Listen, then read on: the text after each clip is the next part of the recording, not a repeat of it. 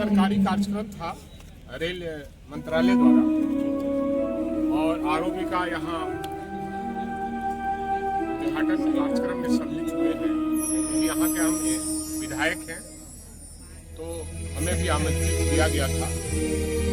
लेकिन जिस तरह से कार्यक्रम किया जा रहा है ये अच्छी बात है, लेकिन जिस जगह कार्यक्रम करने आए हैं सदीसोपुर, ये सदीसोपुर स्टेशन का पूर्ण रूपेण स्टेशन का दर्जा नहीं है। नागरिक जो सुविधा है उससे यह स्टेशन वंचित है। कई गाड़ियां यहाँ रुकती थी, वो गाड़ियां आज के दिन में नहीं रुक रही है। इसलिए मैंने मांग किया है कि नागरिक सुविधा उपलब्ध कराया जाए, सदीसोपुर स्टेशन का दर्जा दिया जाए और नागरिक सुविधा उपलब्ध कराया जाए। क्या क्या सुविधाओं में कमी है सर? शौचालय एक तो नहीं है, पहला तो शौचालय नहीं है, और जीर्णशीर्ण अवस्था में यह स्टेशन है। आप देखेंगे तो लगेगा कि कई वर्ष पुराना, कई 100 वर्ष पुराना यह स्टेशन है, जिसका डेंट पेंट भी नहीं होता है। विधायक जी, आपका भी क्षेत्र है, यहाँ के वर्तमान सांसद रामकृपाल यादव जी का क्षेत्र है।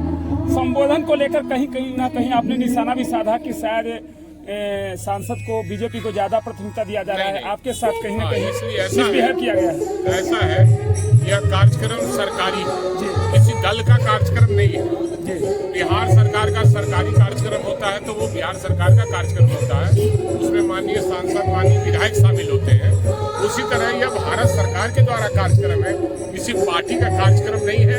और जो संबोधन कर रहे थे, हो सकता है जानकारी के अभाव में कर रहे हो, मैंने उनको टोकने का काम किया कि हम वीरेंद्र भाई नहीं, भाई वीरेंद्र है और माननीय विधायक है।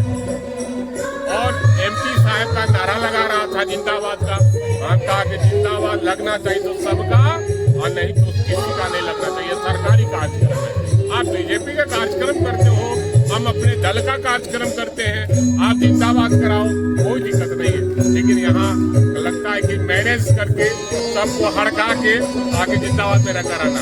आप विपक्ष में थे सर, दोनों एक साथ एक मंच कैसा कंपनी? देखिए, ये नीतियों की लड़ाई है, व्यक्तिगत मतभेद किसी से नहीं है और न होना चाहिए। राजनीति साफ सुथरा होनी चाहिए, नीतियों की लड़ाई है और नीतियों की लड़ाई हम लड़ते रहेंगे। वो अपनी नीति का प्रचार करेंगे, हम उनकी नीति का विरोध करेंगे, हम अपनी नीति का प्रचार करेंगे और लोगों को अपने तरफ आकर्षित करने का काम करेंगे। लेकिन बीजेपी का मतलब जुमला पार्टी होता है, बड़का झूठा पार्टी होता है। ये जुमला है, देश को बर्बाद किया मोदी ने, देश को रसातल में पहुंचा दिया।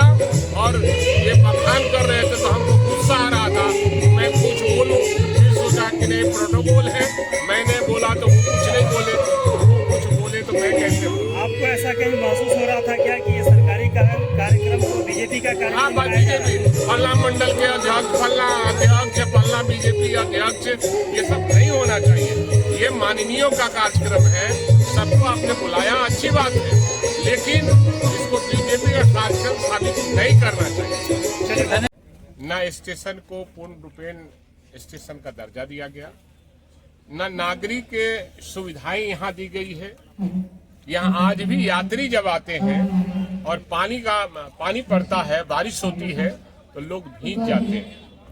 महिलाएं हो, पुरुष हो, शौचालय जाना चाहते हैं, शौचालय का यहाँ नहीं हो पाया है। क्योंकि ये रोड बना है इसलिए आरओबी बना है, ये रोड बना है इसलिए अंडरपास भी बना है और रोड ये आरओबी बना है।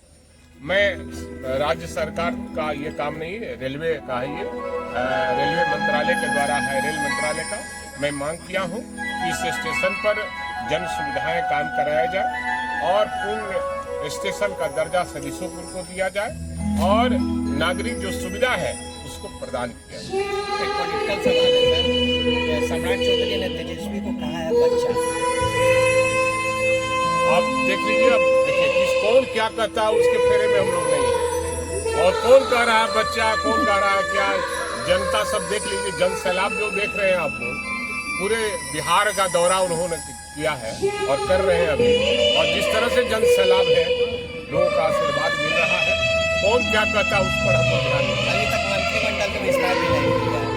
अब तो ये सवाल उन लोग से करना चाहिए कि भाई मंत्रिमंडल का विस्तार नहीं हुआ, क्या झगड़ा है और उप मुख्यमंत्री बढ़ाना